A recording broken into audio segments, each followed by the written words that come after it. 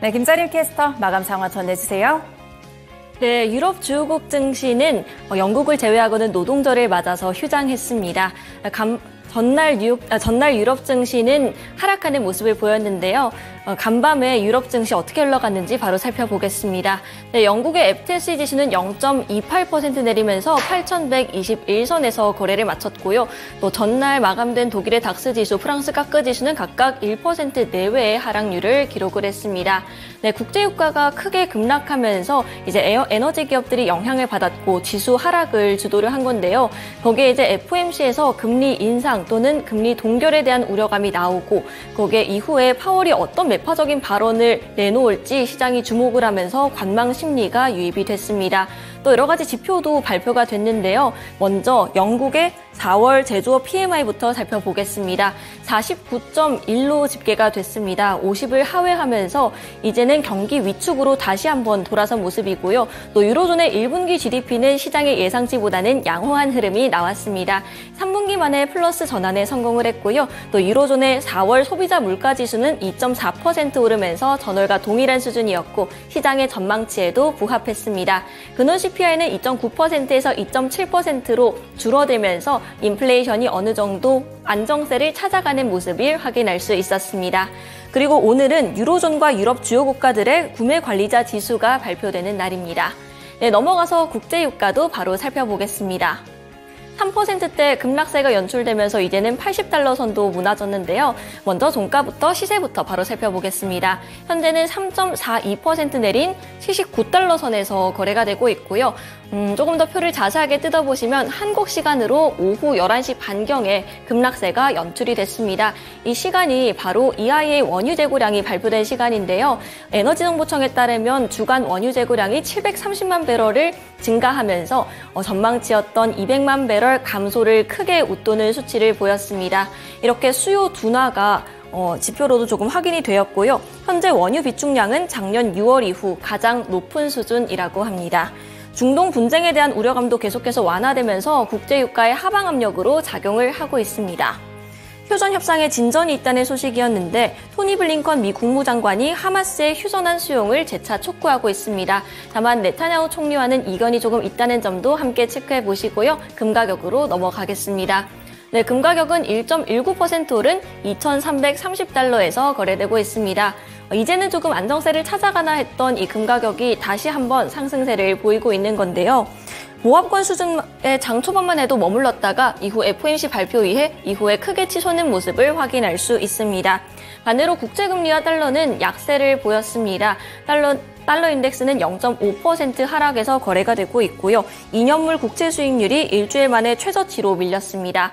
이렇게 달러 대체제로 여겨지는 금과 은 같은 안전자산이 1%대 강세를 보이고 있다는 점 확인해 보시고요. 연준이 이번에 기준금리를 6회 연속 동결을 했습니다.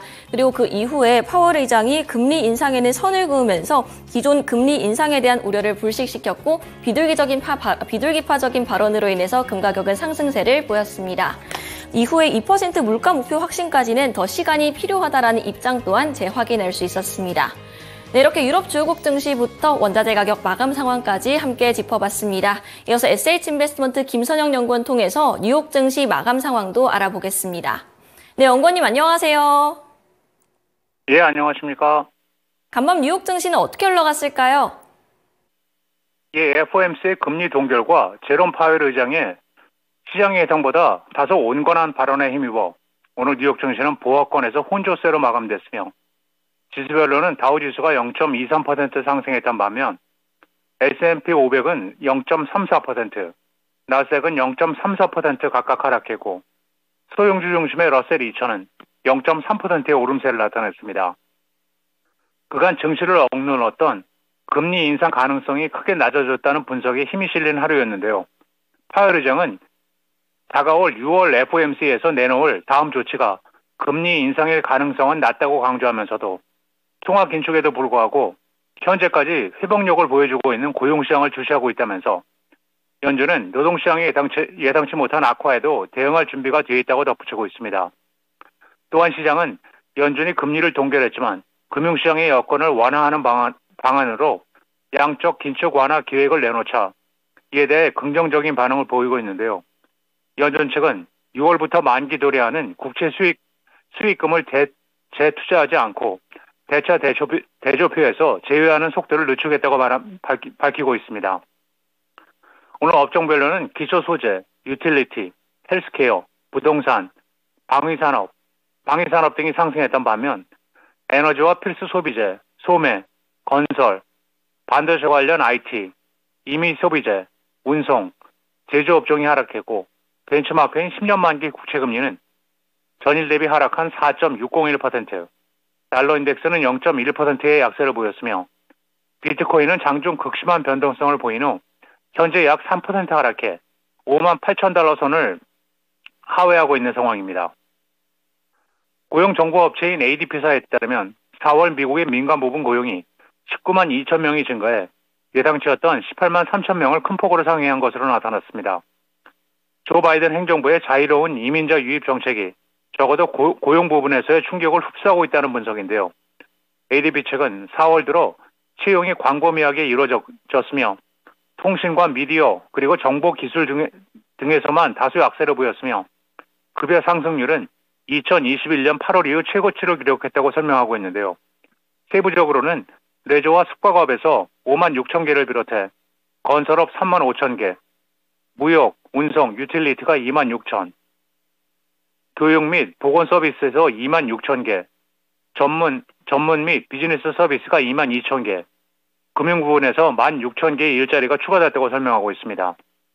반면 3월 중 화랑을 보였던 미국의 제조업 활동이 4월 들어서는 다시 침체로 돌아섰다는 뉴스인데요. 공급관리자협회 ISM에 따르면 4월 미국의 제조업 활동 지수는 전달보다 1.1%포인트 하락한 49.1을 기록하면서 예상치였던 49.9를 하회했습니다.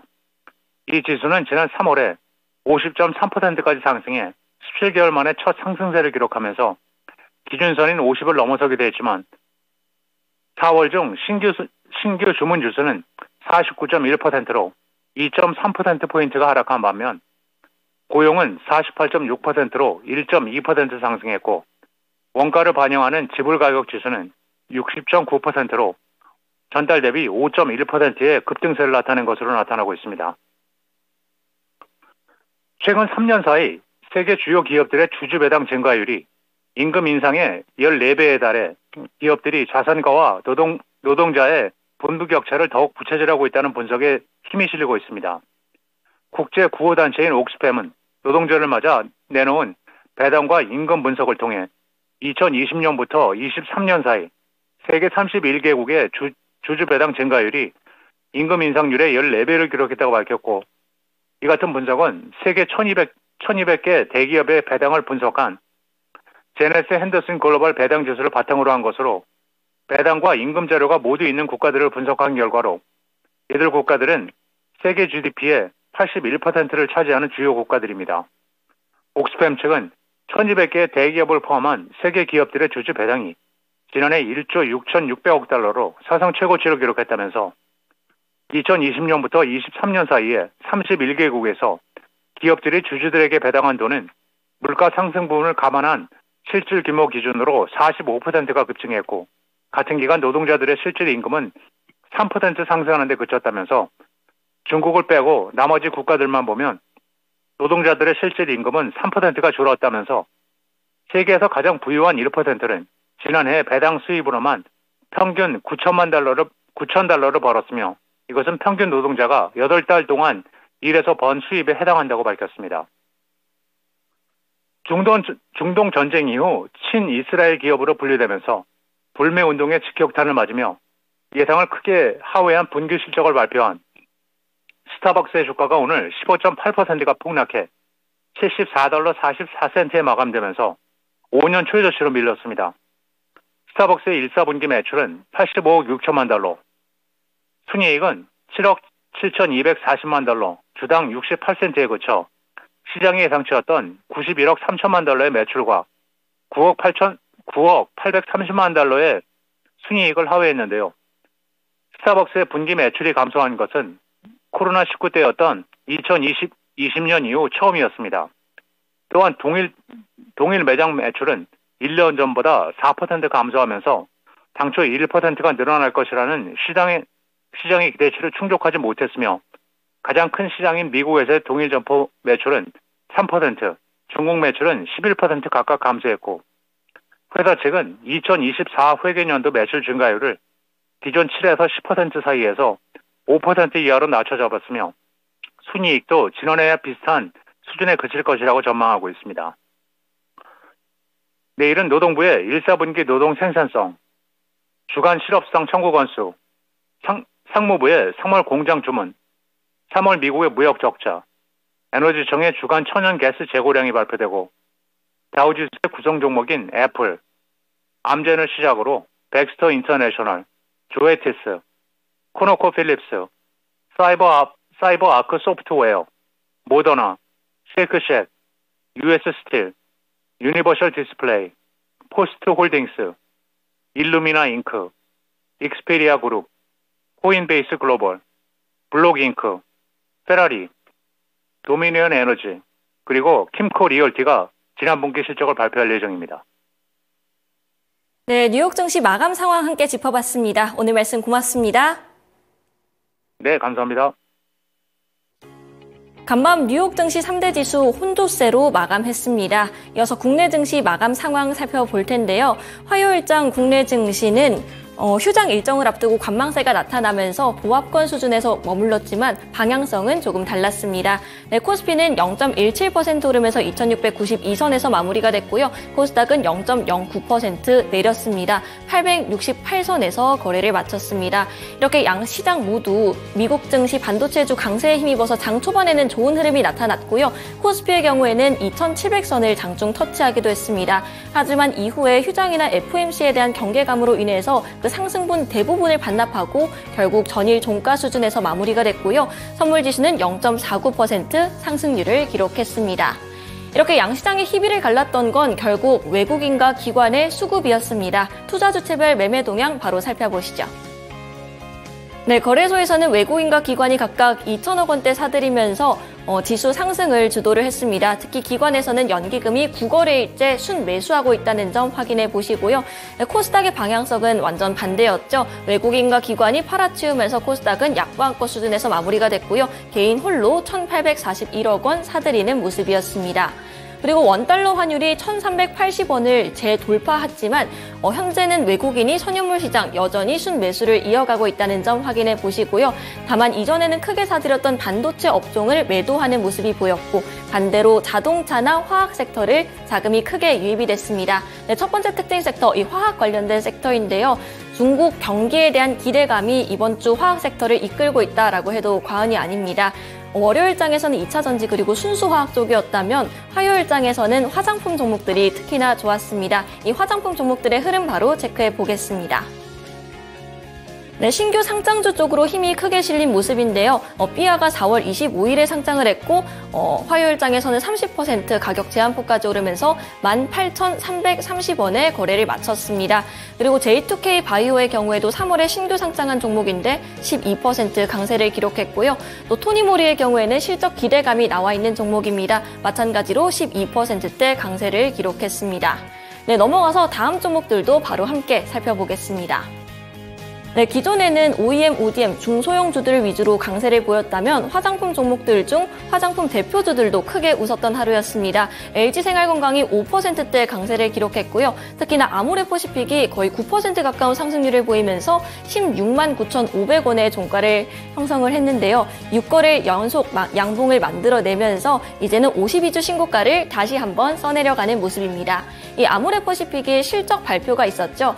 어닝 서프라이즈를 기록을 했는데 그래서 그런지 아모레퍼시픽 목표 주가를 상향하는 리포트들도 많이 나왔습니다. 최고가 22만 원으로 보고 있고요. 최근 인수한 코스알엑스가 북미에서 좋은 모습을 보였고 실적 가이던스를 상향 조정했다라는 이야기까지 함께 들려왔습니다.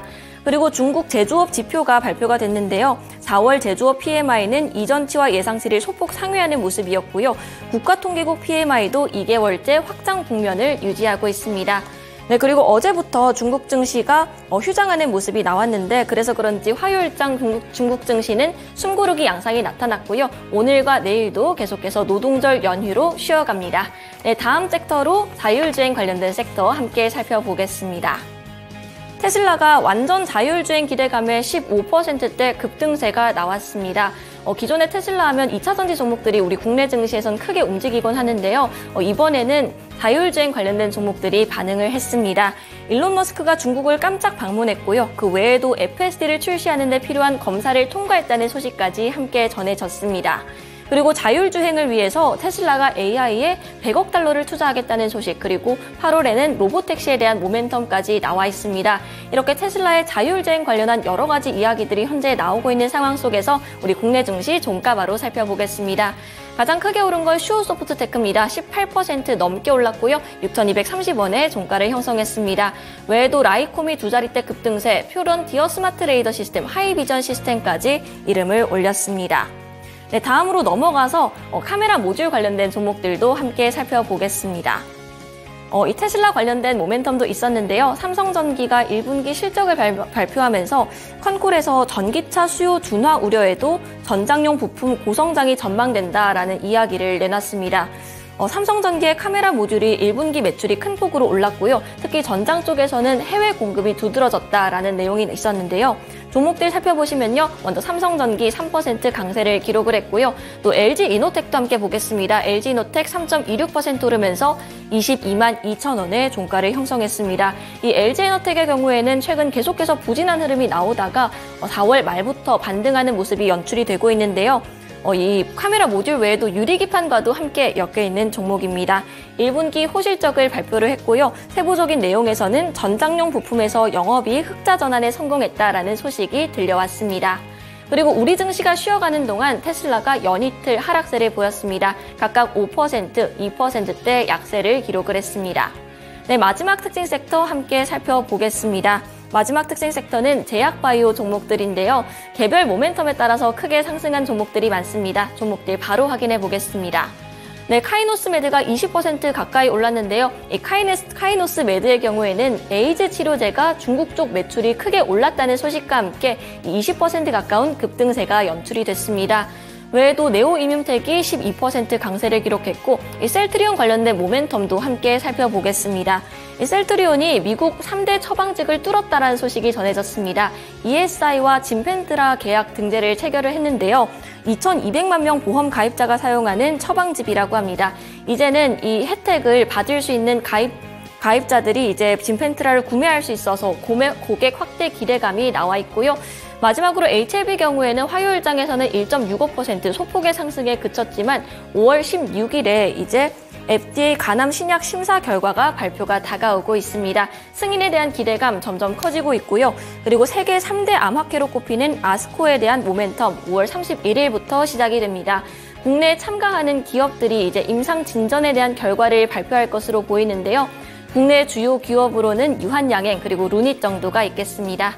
네, 이렇게 어제장, 화요일장 특징 섹터 3가지 모두 알아봤습니다. 글로벌 시황 마감 전해드렸습니다.